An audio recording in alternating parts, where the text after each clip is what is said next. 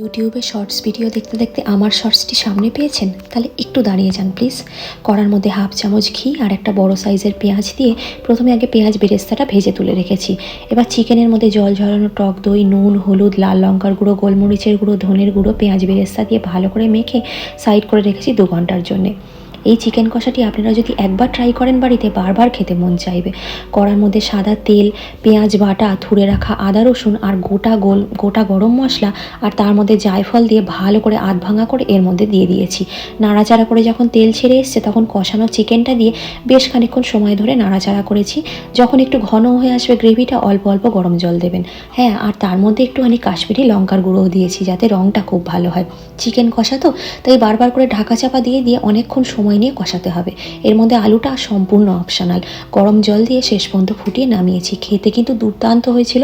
একবার ট্রাই করে দেখবেন, ভালো লাগলে অবশ্যই লাইক, কমেন্ট, সাবস্ক্রাইব করবেন।